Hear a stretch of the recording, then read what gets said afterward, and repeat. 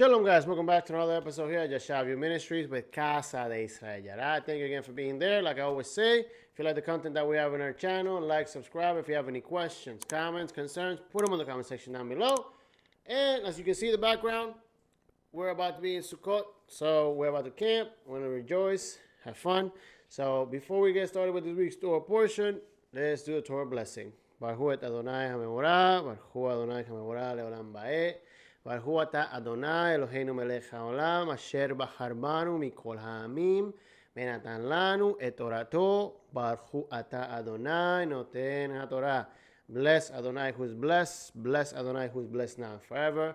Blessed are you, Adonai, God, sovereign of the universe, who has chosen us from among the peoples. He has given us the Torah.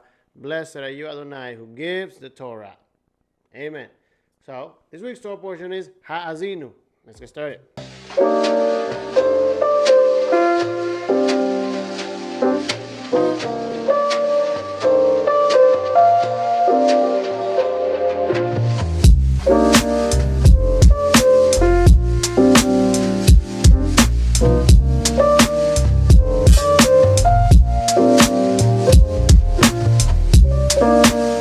Ha Azinu starts in Deuteronomy chapter 32, and is the song that God commanded Moses to write last Torah portion, expressing not only God's righteousness and God's sovereignty, but also Israel's debacle and their redemption. And so we're going to read it, and then we're going to go to the PowerPoint, and then I'll let you be.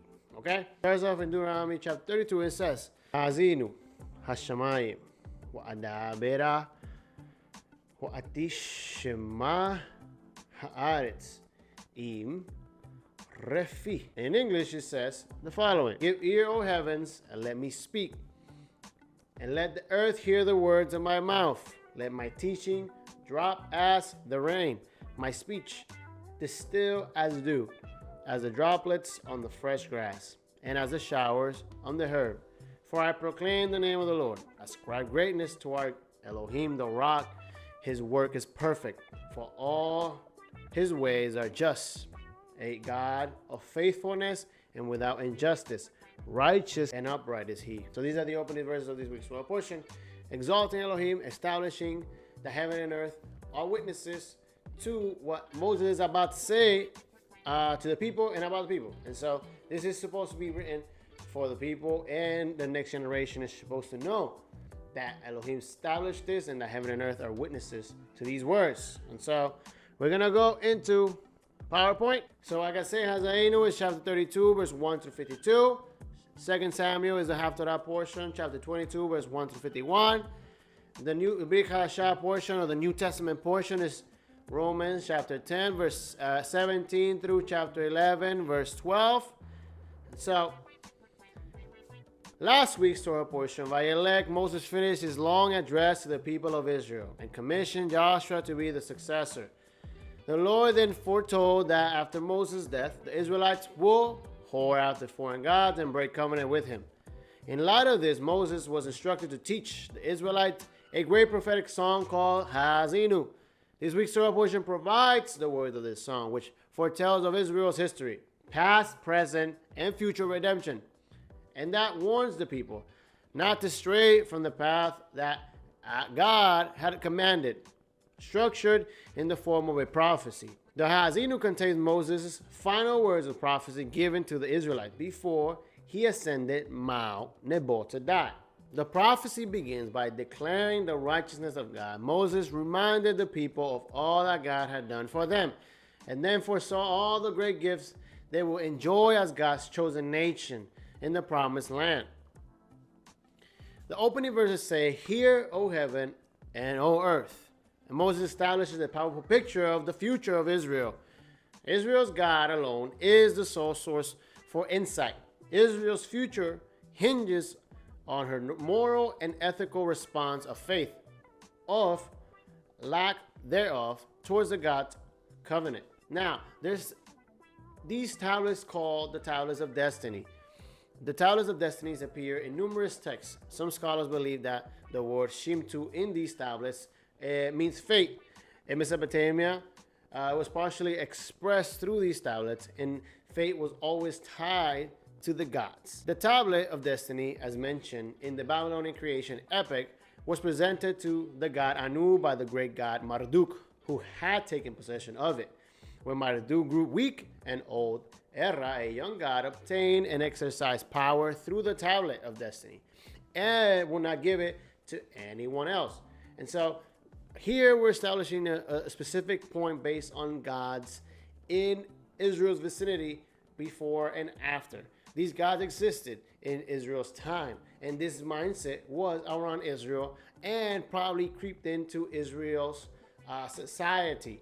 And so God wanted to establish a real relationship, an honest and open relationship. Okay? And so these are examples of the time that Israel was living and the nations around, how they thought and how they view their generation's creation and their fate established by their gods. Now, there's also a question that is asked during the poem that we didn't get to, but it says, is he not your father, your creator, right? The father of the gods was a common theological feature of the people of the ancient Near East and contributed to the idea. There were many father gods. In summer, there was An and Enlil or Utu. In Egypt, Atum, Ptah, Re, and Geb. In Ugarit, El, Baal. Fathers were involved in the production and creation of the cosmos and other gods. As an example, in the Ugarit myth, Baal the bull is described as the creator of even the gods. In Egypt, Amun was the ultimate source and cause of the gods and the cosmos. This language is echoed in the designation of even subordinate ruler such as Azati Wata, mother and father of the Danua people. In the Emar Zukru festival, Dagan, the god of grain and storm god, is referred to as the Lord of creation. So the question here is, out of all these gods and all these stories, which God father and what and whom and how all these tie together systematically and are particularly hopeless until more complete materials are available, understanding that they depend on each other to be created or destroyed, depending on each one's faith and desire and greed. Okay? Israel, however, had no confusion on who their God was, because Yod-Heh-Vav-Heh is God and Father of everything that existed in heaven and on earth.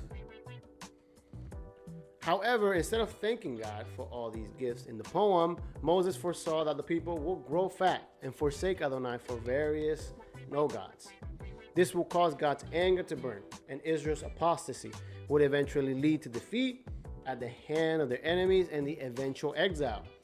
All various curses listed earlier in the covenant, last Torah portions, will then come upon the people. And it says, I will heap disaster upon them, and I will send my arrows on them. They shall be wasted with hunger and devoured by plagues and poisonous pestilence. Indeed, God would have entirely destroyed the Israelite people, were it not for his reputation among the nations, lest they should say, our hand is triumphant. And it was not Adonai who did all of this. So, eventually and ultimately, God will vindicate his justice and mercy before heaven and earth by saving Israel from her enemies and atoning for all her sins. The song ends saying, cry out, O nations, with his people, for he will avenge his servants' blood. He will take vengeance against his enemies and will atone for his land and for his people.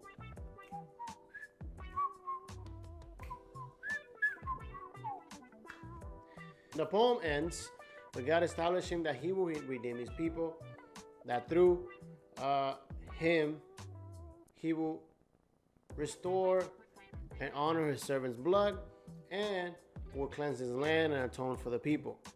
And so he will commit to his covenant, commit to his word. He will establish the people of Israel and the nations, and he will cleanse the earth. And this is the prophecy that Elohim is giving to the people. But why do we study the destiny tablets? Why do we understand the ancient Near Eastern context? Because you have to understand how people of that time lived and how they influenced Israel. By understanding the destiny tablets, we understand that those people believed that their God had their fate established. And so they depended on what that God's fate will establish, and they will never know exactly what fate it was. So they didn't have a relationship with their God. And that's how we live today, most of us. We don't get to know the fate of our God because we don't study or we don't read it, or we don't want to believe in it because we want to do our thing. In those times, they sacrificed children. They did it to worship other gods, for fertility, for crops. So there's no different of us today. In our time, they promote abortion. They promote a lot of things that those people did in those times. The context is a little different. Some did it for idol worship. Now we'll do it to idolize ourselves.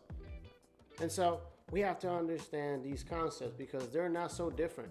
We're not so different. The only difference is the time and the place that we're living in. But like Israel, we have a true God and we have a true hope. And we believe that he will not only redeem his people, but we will be redeemed with them if we believe in their God and in his structure and in his covenant and in his righteousness.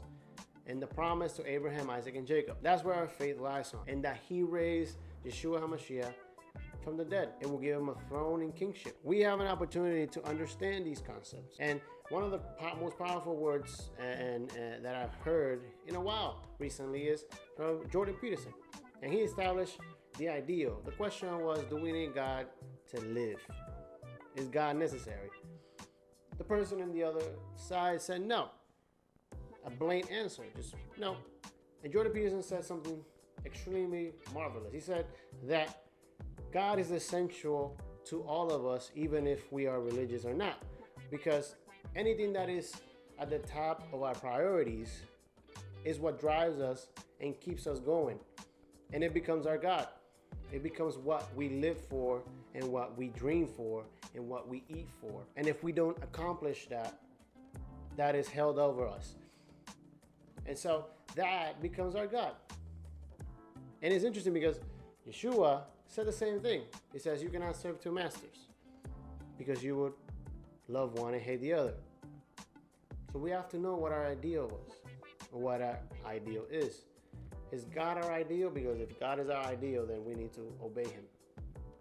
And all the material things come second. Israel got distracted with that. Israel didn't have anything. They got established, they got distracted, they got fat, they enjoyed the blessings, and they focused on how successful they were being, and they forgot that the only reason why they were successful is because they have a true and just God. So we have the blood of Messiah that redeemed us, and we won't have another second chance of the opportunity to enter this covenant if we step on that blood. So honor God and his righteousness. Enjoy Sukkot. Enjoy Sukkot. And I will see you guys next week, because I probably won't record next week. I'll try to record some things during the week, but I'll be busy with mosquitoes, humidity, and probably rain, and a lot of fun. So I hope you guys have a great week. Shavua Tov, Shabbat Shalom, Chag Sameach Sukkot. Enjoy. Shalom.